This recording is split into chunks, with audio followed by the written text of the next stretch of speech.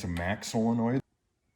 Hey guys, it's Alec Agard coming back to you with another YouTube video. We are here in the garage working on the Turbo GMC, and today I'm super excited because we are doing one of the last pieces that we need to finish this turbo build, and we are installing the GFB 3005 GFORCE 3 electronic boost controller.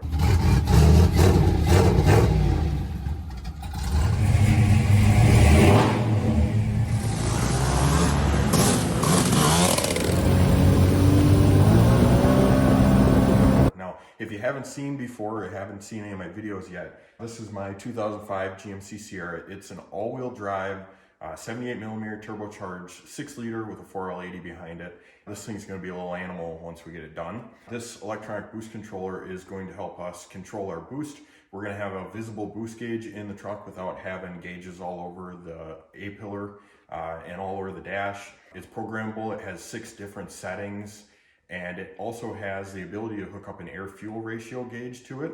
Not only can you display boost and air-fuel ratio, but also you can have lean cuts. So if the truck ever runs lean for some reason, maybe you got low fuel pressure, it will actually cut the boost so that you cannot blow your vehicle up. So it's got some safeties built into it, and as I'm using the stock PCM or ECM on this truck, it's important to have some safeties built in there. So today I won't be hooking up the air fuel ratio gauge, but eventually I will be, so that I have that safety kind of in the back of my mind, and I have a peace of mind thinking that the truck won't blow itself up if it runs low. So the other things that I really like about this is this unit has a very sleek design. It's thin, it's simple, it has its own connector and wiring harness, so you don't even have to deal with 15 wires to hook it up. And the other thing that I really like is that you can hook a scramble button up to this device. So I'm sure you've seen professional drag racers talk about hitting the scramble button or the party button. Essentially why I really like that feature and why I think it's good, and I picked this device that has it, is because that means that if I'm daily driving this truck around 6 or 7 pounds, which is what our wastegate is set up on the truck, then I can maybe pull up to a stoplight, say there's a Corvette next to me and I want to give them the sauce. I don't have to go through this thing and change all my boost settings or click up and down and be worried about switching that. I can have a button on the steering wheel or a button on the dash, and that will give me the max boost that I program into this thing. So my max boost is going to be about 15 PSI. So I can have that button on my steering wheel, and I can hit the scramble button, and I can have the full power of the truck without clicking through the menus on this device. Alrighty guys, so we got the GFORCE 3 all unboxed and we have everything out in front of me. The nice thing about this kit also is that it comes with a good set of instructions on how to install this, and it has some nice pictures, which is awesome because I can't read, so pictures are really good. So we got instructions. It also comes with some vacuum hose. This is I believe this is 5/16 and this is an 1/8 inch. So if you don't have any extra vacuum hose laying around, they provide you with enough to get this hooked up, which is awesome. They also provide some brass tees that come with the kit. This is really nice compared to the plastic ones because everyone knows that brass is a little bit more sturdy or heavy duty than plastic. They even take care of you well enough into the details to give you some zip ties, which is awesome. The other things that I really like about this kit is the solenoid actually has a pigtail and a nice connector on it, which looks like it's got the weatherproofing on the inside of it. And it's a max solenoid, so it's not a cheap Chinese one. That's actually a very nice quality name brand. The other thing is the harness right here. I haven't undone it yet, but it's got a very nice loom on the outside of it. And you can see here's that weatherproof connector that is going to hold up in the engine bay very nicely. So all in all, the fit and finish of this kit so far is really good. The nice thing is that I only have to run this small wire through the firewall. So this is going to be really nice for not having a crap ton of wires all over the place and fishing 7 or 8 or 9 wires through the firewall. This one small guy, and this is going to look really nice on the engine bay. So there's only 2 things that they don't provide you with, and I kind of understand why they don't provide it. We need some thread sealant. So it's always a good idea to use thread sealant on your MPT fittings that are boost connections so that they don't leak. And then the final thing that they don't provide you with, which I'm kind of surprised by, they give you zip ties, but they don't give you one of these. This is so that you can have a 12-volt source in the fuse box, so that when this thing needs 12 volts to the red wire over here, you can pull it out of the fuse box with an add a fuse. So I got one of these just laying around from some of my other projects. So those are the only two things you're going to need. We are going to start getting into the install of this product. Alrighty guys, so we're going to do the first step. This is some of the bench work that we can do here. So we have an external wastegate on my truck. If you had an internal wastegate, you would use port 2 and 3. On my truck with an external wastegate, we're going to use port 1 and port 2. So we're going to come over here to the solenoid, and you can see what's really nice is they label these. So there's a 1 right there and a 2 right there. That instructions diagram says we're going to use 1 and 2. So we're going to get our fittings right here. A little bit of thread sealant with PTFE.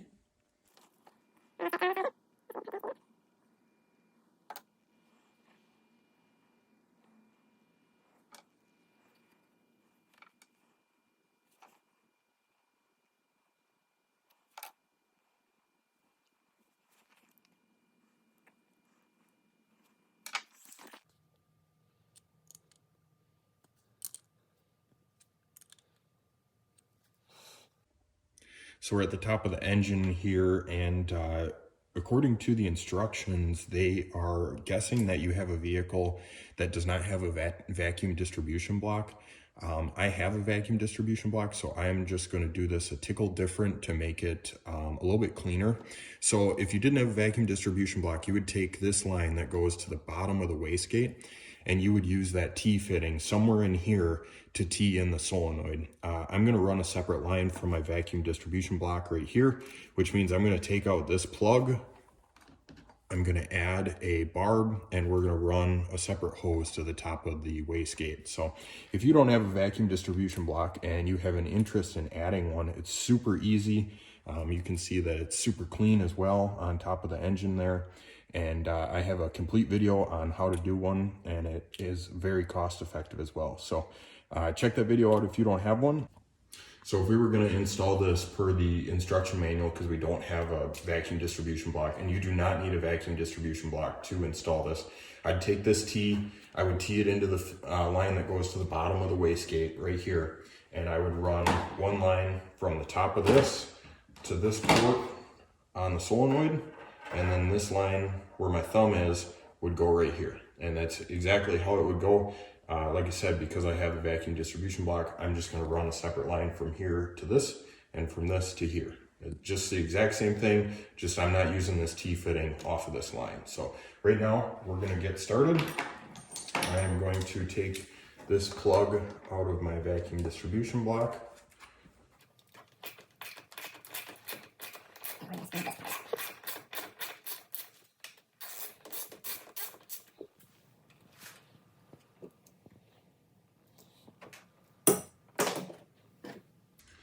Alrighty, we got our little fitting here to go into our vacuum distribution block. We're just going to throw a small amount of thread sealant on it.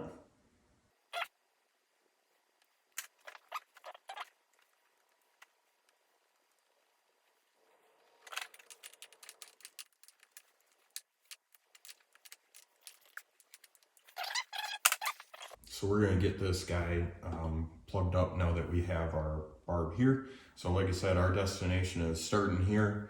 We're going to run a little bit of hose to this side, and then we're going to mount this. I'd like to mount it somewhere in here because it's got two nice little holes for zip ties to go through. So attaching it somewhere in here would be awesome.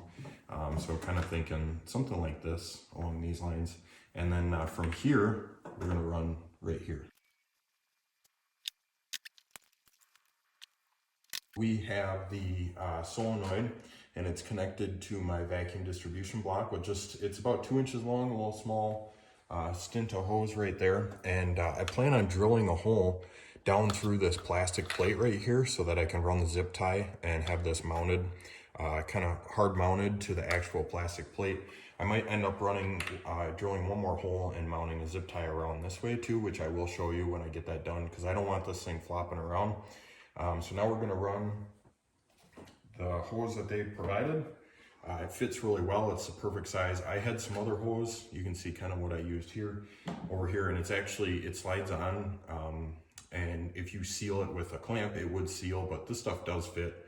a little bit better. So it's nice to know that they did their due diligence and figured out what size fits the barbs that they provide the best.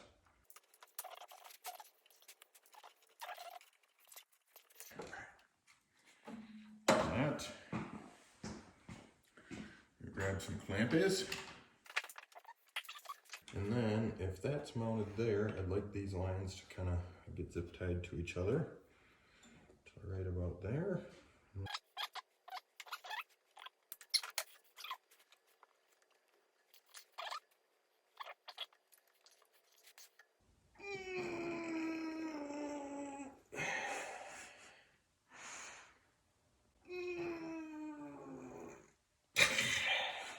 That clamp's not even gonna do anything. I feel like I just ran a mile. That guy ain't going nowhere. Alrighty, we got our hoses done, they're clamped on. I'm gonna go grab the drill bits, zip tie this sucker onto that plate right there, and then we'll move on to the wiring portion of this project.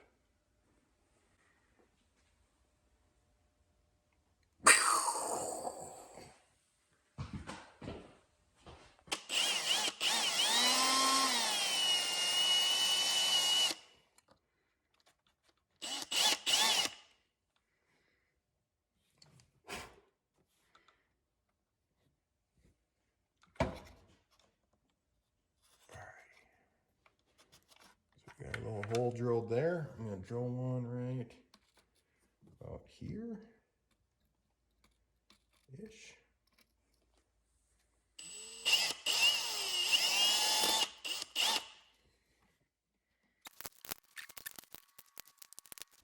Look at that. Almost friggin' professional.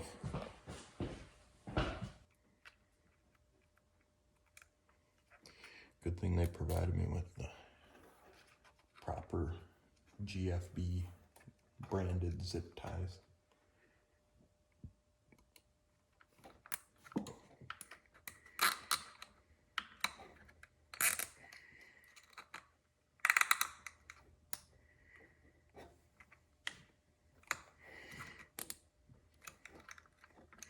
Look at that thing. Friggin' solid. Clip some zippy ties because I'm a true craftsman. Everything in the engine bay is now done, which is really nice because all I have to do is run a wiring harness into the cab of the truck. So, is there a little pigtail? And we're gonna start hooking up the wires. But this is very simple. Very happy with how easy they make it. They provide the lines. I would assume you probably have hose clamps, but if you don't, good idea to expect to bring some hose clamps or have some hose clamps. Didn't really think about that at first, but you're gonna need some. So get some hose clamps. We're gonna start on the wiring portion here once I go grab the wiring harness. Alrighty guys, we're undoing the wiring harness right here. So let's see what this looks like when it's all done.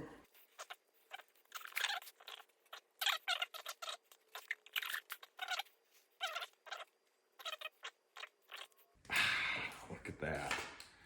Alrighty, so this is simple. This guy plugs into your pigtail on your solenoid on top of your engine.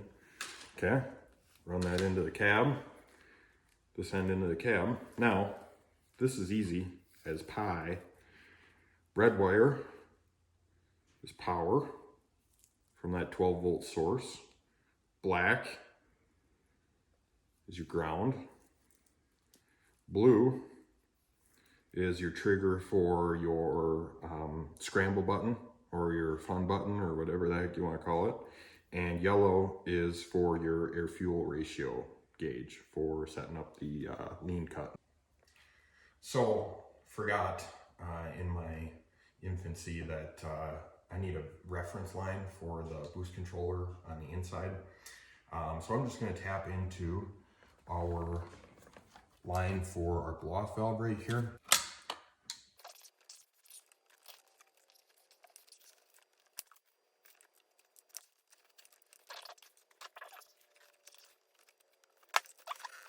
There's a T. We need just a little bit more vacuum line.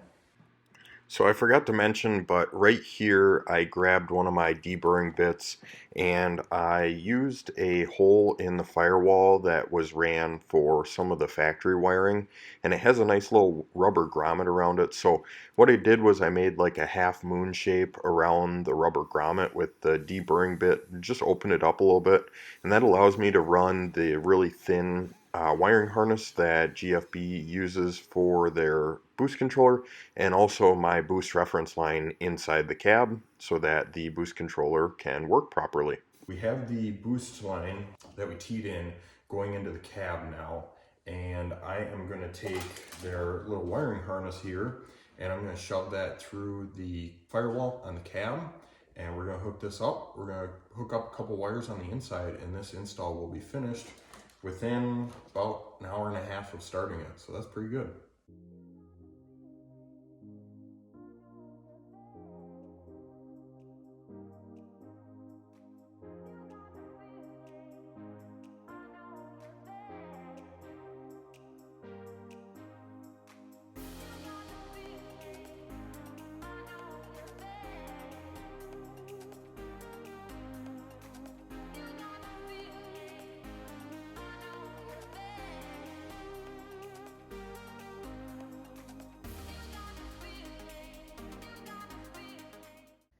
So just checking back in with you, I got a couple of these add a circuit or add a fuse extensions, and I ended up using one in the fuse box. So on my truck, this top fuse has ignition power, so added a second fuse, and that is where we're getting our power from. And then our ground is down here. I just cleaned up that dash mount and grounded it right there.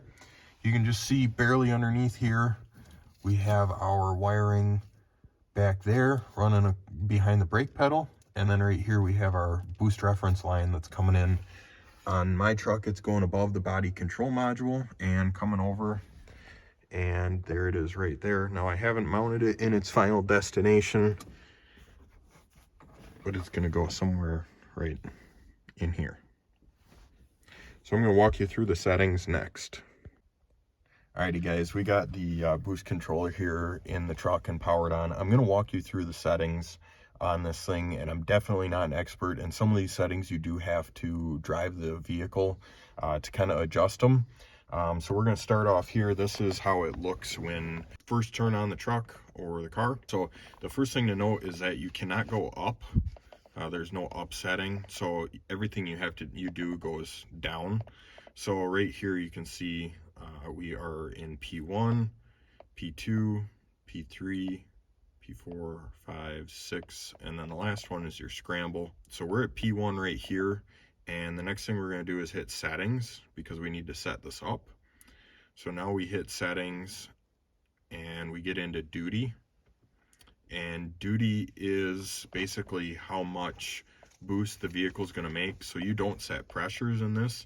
You set a duty cycle from 10% to 100%. 10% is going to make wastegate, and 100% is going to make the maximum boost that you want to make. So if you set your max boost in here at 16, then 100% is going to make as close to 16 as this can do. So duty right now we got at 10 because we want our first setting to be wastegate. Then we go to gain, which gain is how quickly the turbo spools up. And so on the first setting, I want my gain to be at 10% because I don't necessarily need it to spool very fast. If you wanted to change this, you would just go up to 11 or down. Then our next setting here is sensitivity. And this is basically when you start going up higher in the RPM, say at 5,000 RPMs, you're making 15 pounds of boost, and at 6,000 RPMs, you're making 13 pounds of boost. If you set sensitivity up, this is one you have to set up when you drive the vehicle. If you set it up, then basically it corrects for that curve, that boost taper at the end, so that you're still making 15 pounds at 6,000 RPM. The next setting here, this is the scramble setting. I just have it set at 95% of the duty cycle. I don't have the scramble button set up right now. The next one is overboost. You need to make sure that this is set for every single one of your P1 through 6 and even the scramble. I have mine set at 17 pounds because the manual for this thing says to set it just a little bit above what you want your max boost to be. I want mine to be about 15, so I set it at 17 for now to see what we actually end up reading for pressures. Peak hold is something that every single time you basically press the gas on this, is going to show you the max boost on the display for 3 seconds and then turn off. I don't want that turned on right now, so I'm going to leave it off. Display, this is where you get to change from PSI to bar to KPA. I want mine in PSI, so I changed it to back to PSI here. IN1 is an external trigger, so this would be for the scramble button. Right now it's off because I do not have that set up. And then the next one, IN2, this is for the wideband AFR air fuel ratio gauge. That would be the yellow wire if you want to hook up a wideband to this so that you have air fuel ratio. I would like to do that. I just don't have the wideband here today. The last setting is color, so you can actually go through and change all your colors from red to green to blue to aqua to pink to yellow and back to no color. I like mine red. I did notice that if you hit the up button, you can change the color of when you touch buttons by hitting this. I kind of like the green just for a difference. And so now you can see that when I press that preset there for a second to go to P2, it turned green and then it turned back to red. You got to go through all 6 of these menus and set this up.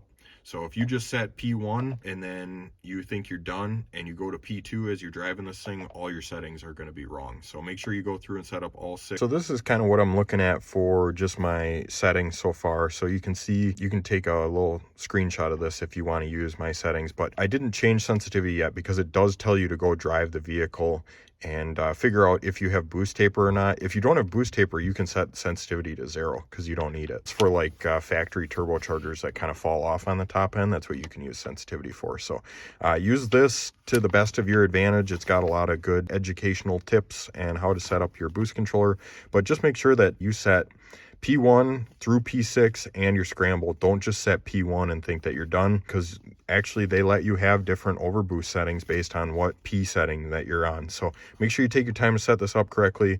Hopefully you liked to see what my settings were at. Alrighty guys, so hopefully you enjoyed the install video of this GFB GFORCE 3. I'm really impressed with it. I'm really impressed with the kit, the way the install went. This is super clean, the way that we did all the vacuum and reference lines and stuff like that. So I just want to say thanks again to GFB for sending this over. Full transparency here, I actually sent my GFB contact a email because I wanted a discount on this product. I did prototype testing on a GFB blow-off valve on my F-150 over 4 years ago, and so I asked him for a discount on this, and he actually ended up just sending it to me free of charge. So I really appreciate the support at GFB. Thank you to them so much. And although this product was free, I do support this, and I was going to pay for it with my own money. So if that's worth anything to you, if not, I really appreciate you watching, and hopefully you check out some other videos on the Turbo GMC. Until I see you next time, peace.